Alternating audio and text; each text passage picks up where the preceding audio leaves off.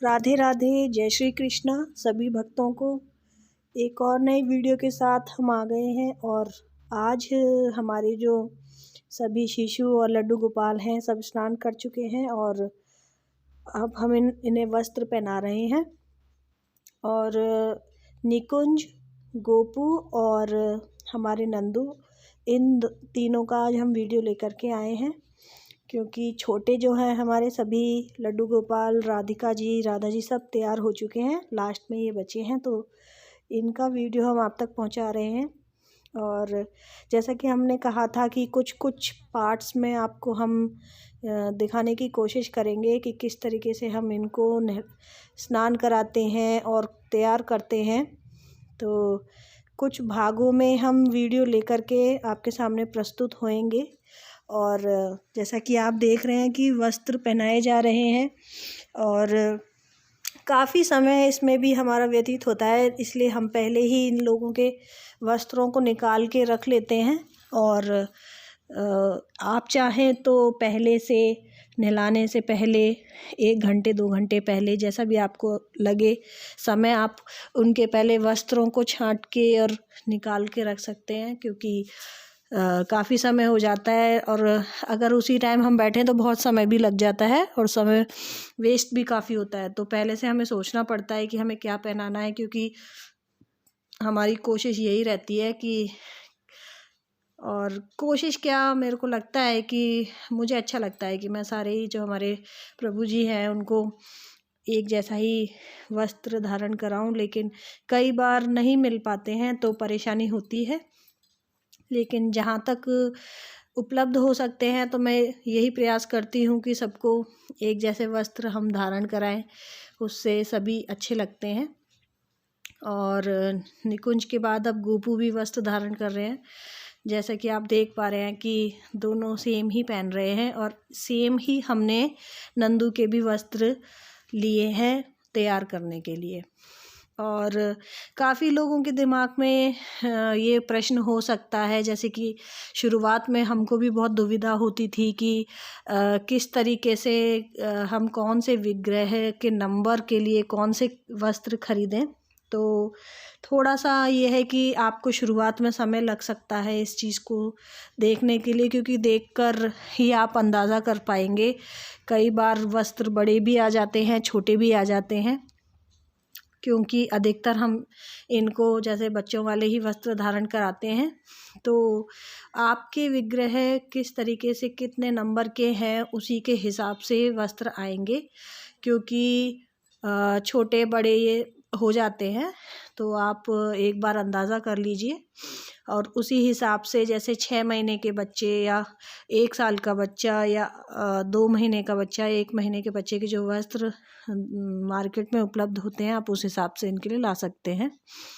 लेकिन कई बार माप अलग अलग होता है, तो आप 1-2 बार पहले इनको देख लें, अंदाज़ा कर लें, उसके बाद ही खरीद के लेकर के आएँ, क्योंकि मार्केट में तो सभी तरीके के नंबरों, अलग अलग कंपनी के अलग अलग ही होते हैं, तो नंबर से भी अंदाज़ा कई बार नहीं पड़ता है। तो हम लोग इसी तरीके से इनको नीचे बिठाल दिया है हमने नहलाकर। एक ज़मीन पे कभी ना बैठाएं, कोई आसन दें, एक कपड़ा रखें या कोई आसन आपके पास बड़ा सा हो, या कोई चटाई या कोई चादर आप रख लें, क्योंकि ज़मीन पे तो भगवान जी को नहीं हमें बैठाना चाहिए। तो मेरे पास एक मोटा सा वो है बेडशीट, वो मैंने बिछा दिया है और इसी पे मैं इनको बैठा लेती हूँ, क्योंकि थोड़ा सा वेट होने के कारण हम इनको इसीलिए नीचे बैठाल देते हैं आराम से, ताकि हम इनको अच्छे से कपड़े इनके पहना सकें, श्रृंगार इनका सही से कर सकें। और एक एक करके इसी तरीके से पहले हम इनको नहला दें, या कभी हम गोपू और निकुंज के साथ हम अब नंदू को नहला देते हैं, और कई बार हम लड्डू को, गोविंद को पहले नहला देते हैं। तो जैसा भी हो उसी तरीके से समय अनुसार हम कर लेते हैं। और काफ़ी लोग सर्दियों में वस्त्र धारण जब कराते हैं तो कॉटन के कपड़े या ऊनी वस्त्र, तो ऊनी वस्त्र देखिए आजकल मार्केट में उपलब्ध हो जाते हैं, तो जो हो सके तो मेरा निवेदन है कि आप पहनाएं, क्योंकि इस टाइम पे जैसे हम भी तो ऊनी वस्त्र धारण कर रहे हैं, इसी तरीके से हम अपने भगवान को भी धारण करा सके तो अच्छी बात है। नहीं मिलते हैं तो कोई बात नहीं है, लेकिन जहाँ उपलब्ध हो सके वहाँ हमें पहना देने चाहिए। और इसी तरीके से हमारा समय निकलता है, थोड़े थोड़े समय से ऐसे ही बढ़ता जाता है।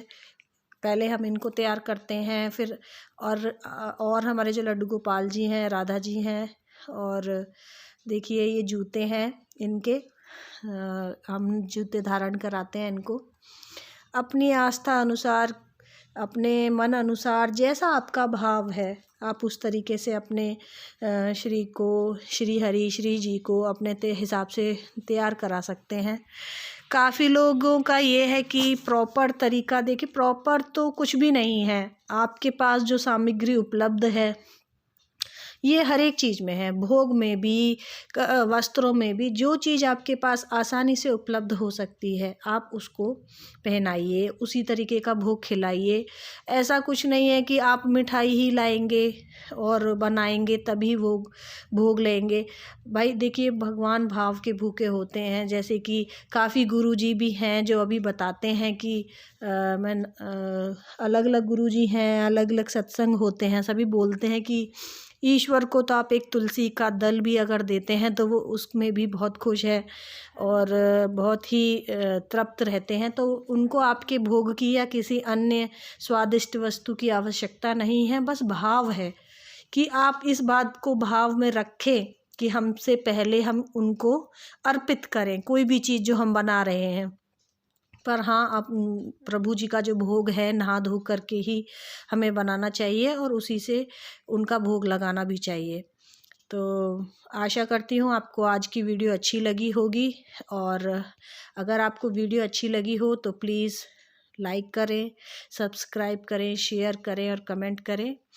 और भाव ही सब कुछ है। अंत में बस इसी बात को लेकर के मैं इस वीडियो को यहीं पे विराम दूंगी। और भाव अपना सच्चा रखें, ये सब चीज़ें तो बस ऊपरी हैं, मन में भाव होना चाहिए, ईश्वर का हमें हमेशा स्मरण रहे, बस हमारी ईश्वर से यही कामना है। और इसी तरीके से हम आप तक वीडियो पहुंचाते रहेंगे और आगे और अच्छी वीडियो बनाएंगे और प्रभु जी के भी दर्शन आपको रोज़ाना कराते रहें, बस यही हमारी कामना है। तो आज की वीडियो में वैसे तो हमने इन तीनों का ही लिया है, और आगे की वीडियो में हम आपको इसी तरीके से पार्ट्स में थोड़ा थोड़ा आपको दिखाते रहेंगे और आप तक सारी वीडियोस को पहुंचाते रहेंगे। लेकिन प्लीज़ आप लोग हमें सपोर्ट करते हैं तो हमें अच्छा लगता है, तो शेयर कीजिए जितना ज़्यादा से ज़्यादा हो सकता है। आप मेरे चैनल पे पहली बार मेरी वीडियो देख रहे हैं तो प्लीज़ सब्सक्राइब कीजिए। और आज की वीडियो यहीं पर समाप्त होती है इसी के साथ ही। और राधे राधे। और वीडियो देखें और शेयर करें, और जो सीख सकते हैं सीखें, हम भी सीख रहे हैं, आप भी सीखें और अपने भक्ति मार्ग पर थोड़ा चलें। और अपना जीवन हम जितना सोच सकें उतना सुधारना चाहिए, अपने मन में अच्छे भाव लाने चाहिए, दूसरों की सहायता का भाव होना चाहिए। और बस यही है, वैसे जानते तो सभी हैं पर कुछ समय के लिए भूल जाते हैं, तो बस इसी को अपने मन में स्मरण रखें। राधे राधे। जय श्री कृष्ण।